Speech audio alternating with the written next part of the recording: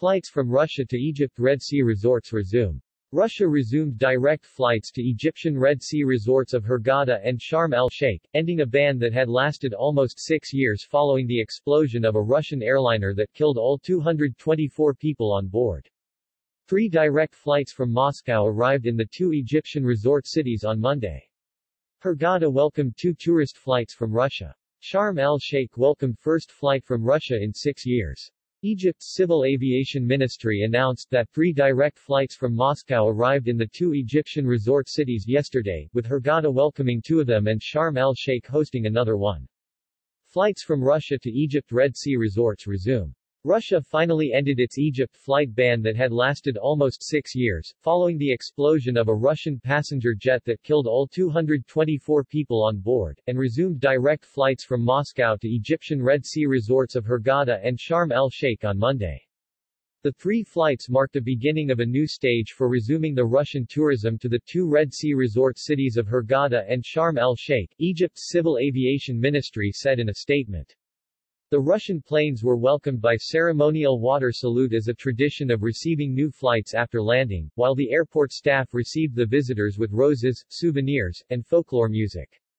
The direct flights to the Red Sea resorts are supplements to the ongoing daily flights between Cairo and Moscow, with the aim of attracting the largest possible number of Russian tourists to Egypt, Abul Enan, CEO of Egyptair Airlines said.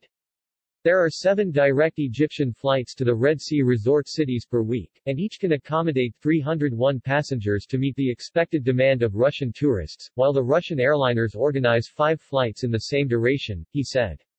Russia ranks among the most important tourist markets to Egypt, as the number of its tourists to Egypt surpassed 3.1 million in 2014, nearly 33% of the total inbound tourists that year, said Lamia Kamel, Assistant Minister of Tourism and Antiquities for Promotion.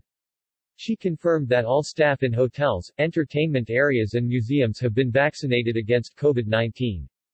The Russian tourists were excited to return to Hurghada and Sharm el-Sheikh to enjoy the sunny beaches, the remarkable weather, as well as sea activities, Kamel said. More tourist flow will contribute to creating new jobs in Egypt, especially during the pandemic, with the number of direct flights from Russia to Hurghada and Sharm el-Sheikh eventually rising to 20 per week.